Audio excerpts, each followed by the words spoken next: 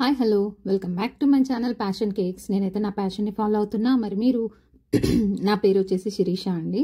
ఈరోజు అయితే పర్ఫెక్ట్గా 1 kg బ్రౌనీ ఎలా చేయాలో చూద్దాం. ఇదైతే ఆల్రెడీ నాకు ఒక ఆర్డర్ అయితే వచ్చిందనమాట యానివర్సరీకి. ఈ విధంగా 1 kg బ్రౌనీ కావాలి అని చెప్పేసి, సో మీకు కూడా హెల్ప్ అవుతుందని వీడియో అయితే షేర్ చేస్తున్నాను అనమాట. ఫైనల్గా అయితే ఇలా డెకరేట్ చేసి ఇచ్చాను. కస్టమర్ అయితే చాలా హ్యాపీ అండ్ ఫీడ్బ్యాక్ కూడా చాలా బాగా వచ్చింది. ఇక్కడ నేను చెప్పొచ్చేది ఏంటి అంటే, బ్రౌనీ చాలా మటుకు అందరూ చేస్తుంటారు, బట్ పర్ఫెక్ట్ మెజర్మెంట్స్ అంటే 1 kg, ½ kg కోసం అయితే ఈ వీడియో ఎండ్ దగ్గర ఫాలో అవ్వండి. ఇక్కడైతే నేను ఇంగ్రీడియంట్స్ అన్ని కూడా మెన్షన్ చేస్తున్నాను. ఒకసారి అయితే లిస్ట్ అవుట్ చేసుకొని నోట్స్లో అయితే రాసుకోండి. ఇప్పుడు ప్రాసెస్లోకి వెళ్ళిపోదాం. ఇక్కడైతే నేను ఆ మెజర్మెంట్స్, మనం తీసుకున్న మెజర్మెంట్స్ ప్రకారం అక్కడ చెప్పిన విధంగా ఇక్కడైతే మెజర్మెంట్స్ తీసుకుంటున్నాను. సో 1 kgకి వచ్చేసి 160 grams అన్సాల్టెడ్ బటర్ అండి. 99% కుదిరితే అన్సాల్టెడ్ తీసుకోండి. సాల్టెడ్ బటర్ అయితే సాల్టీ టేస్ట్ వస్తుందండి. సో ఇక్కడైతే 160 grams వచ్చేసి అన్సాల్టెడ్ బటర్, తర్వాత 280 grams వచ్చేసి చాక్లెట్ అనమాట, డార్క్ చాక్లెట్ కంపౌండ్. ఆల్రెడీ మీకు చూపిస్తున్నాను కదా, అదే బ్రాండ్ నేను వాడేది. ఇక్కడైతే ఇది డబల్ బాయిలింగ్ మెథడ్లో అయితే మెల్ట్ చేసుకోవాల్సి ఉంటుందండి. అయితే ఇక్కడ ఒక చిన్న మిస్టేక్ చేశాను. నేను మిస్టేక్ అనలేను, కాకపోతే కాస్త ఏమరపాటులో ఏం చేశానంటే, ఇది డబల్ బాయిలింగ్ మెథడ్లో ఒక కింద బౌల్ పెట్టి పైన మనం ఇది ప్లేస్ చేస్తాం కదా, నేను బై మిస్టేక్ ఏం చేశానంటే అది లాస్ట్ వరకు, అంటే నేను బ్యాటర్లో కలుపుకునేంత వరకు కూడా స్టవ్ ఆఫ్ చేసేసి దాన్ని అలాగే వదిలేసాను అనమాట. సో అది రూమ్ టెంపరేచర్లోకి రావడానికి చాలా టైం తీసుకుందనమాట. సో మీరైతే ఆ మిస్టేక్ చేయకండి. నాకెందుకు అలా జరిగిందంటే, నాకు ఆ లోపే ఒక 2-3 కేక్స్ ఫినిష్ చేసి ఇవ్వాల్సి ఉండే అనమాట ఆర్డర్. సో అటు ఇటు చేస్తూ అది బై మిస్టేక్ అక్కడ వదిలేసాను. బట్ మీరు అలా చేయకండి. వన్స్ ఒకసారి మంచిగా చాక్లెట్ బటర్ మెల్ట్ అయిపోయింది అనుకోండి, పక్కకు పెట్టేసేయండి. ఇది మాత్రం ఖచ్చితంగా ఫస్టే చేసుకోండి. మిగతా ప్రాసెస్ అంతా ఇప్పుడు నేను చూపిస్తున్నట్టుగా చేయండి, స్టెప్ బై స్టెప్. ఎందుకంటే అది రూమ్ టెంపరేచర్లోకి మళ్ళీ రావాలి కనుక. ఇక్కడైతే నేను మైదా వచ్చేసి 180 grams తీసుకుంటున్నాను. తర్వాత కోకో పౌడర్ వచ్చేసి 20 grams తీసుకుంటున్నాను. సో ఇక్కడైతే కోకో పౌడర్ కాస్త మిగతా ఇంతకుముందు నేను చేసిన మెజర్మెంట్స్ అంటే ఇలా ½ kg, కేజీ కాకుండా జనరల్గా చేసిన వాటిలో అయితే 1/2 కప్పు అలా వాడినవి కూడా ఉన్నాయి. బట్ ఇక్కడ 20 grams సరిపోతుంది. సో మీరు మంచి క్వాలిటీ కోకో పౌడర్ అయితే వాడుకోండి. తర్వాత ఇందులోనే కాస్త సాల్ట్ వేసుకోండి. నేను బై మిస్టేక్ చెప్పాను కదా, కాస్త కంగారులో ఇంగ్రీడియంట్స్ అన్నీ వేసాను, కానీ సాల్ట్ మాత్రం లాస్ట్కి యాడ్ చేశాను. మీరు ఇక్కడే యాడ్ చేసుకోండి, బెటర్గా ఉంటుంది. ఇక్కడైతే ఇది షుగర్ పౌడర్ అండి. 140 grams అయితే షుగర్ పౌడరు, తర్వాత 140 grams వచ్చేసి బ్రౌన్ షుగరు. బ్రౌన్ షుగర్ వచ్చేసి మనకు బ్రౌనీ చాలా మాయిస్ట్గా, ఫడ్జీగా ఉండడానికి హెల్ప్ చేస్తుంది. కాబట్టి మ్యాక్సిమం బ్రౌనీస్ ఆర్డర్స్ తీసుకునే వాళ్ళైతే బ్రౌన్ షుగర్నే ప్రిఫర్ చేయండి. ఈజీగానే దొరుకుతుంది. నాకైతే బేకింగ్ మెటీరియల్ షాప్లోనే దొరుకుతుంది అనమాట. సో మీరు కూడా ట్రై చేస్తే సూపర్ మార్కెట్స్లో అలా కూడా దొరికే అవకాశం అయితే ఉంది. సో రెండు కలిపి మనకెంత 280 grams కావాలన్నమాట.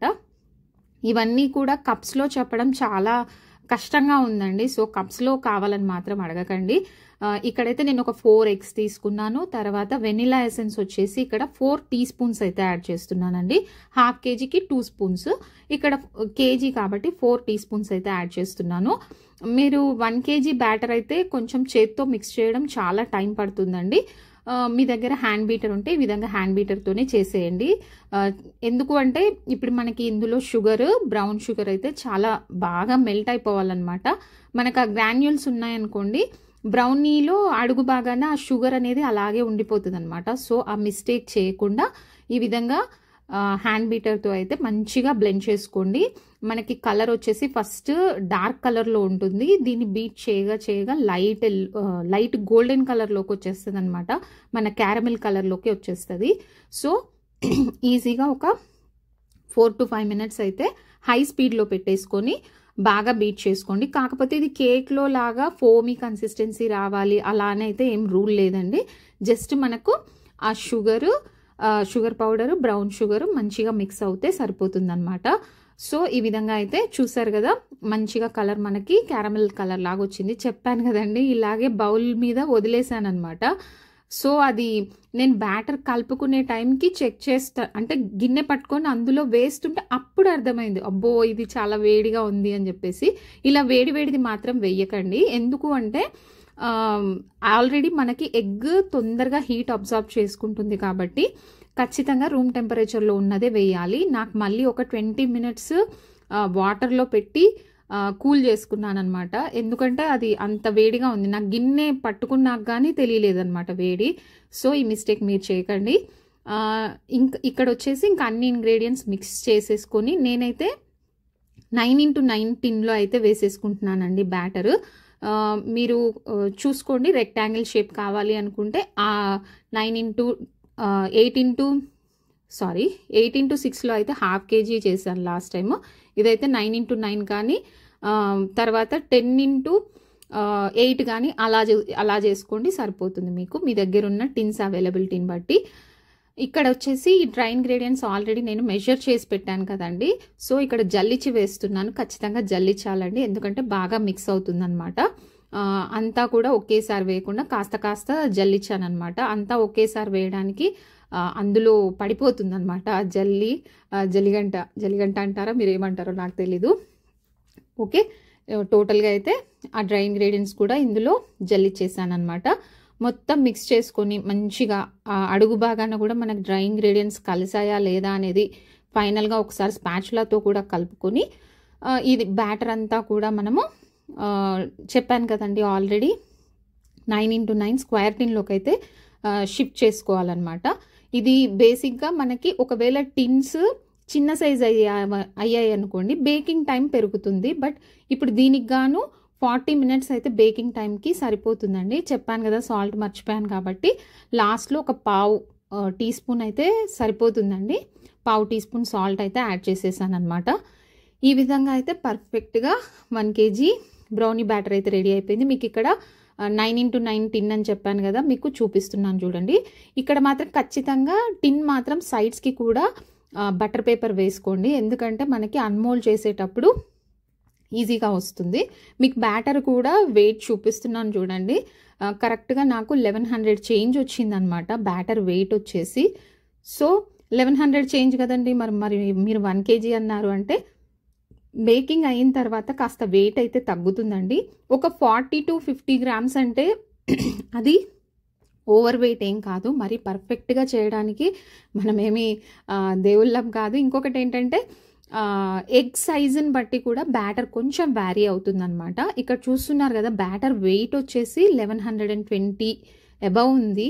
బట్ మీకు బేకింగ్ అయిన తర్వాత ఎంతో ఉందో కూడా మీకు వెయిట్ చూపిస్తాను, నేను ఎలా డిజైన్ చేశానో కూడా చూపిస్తాను.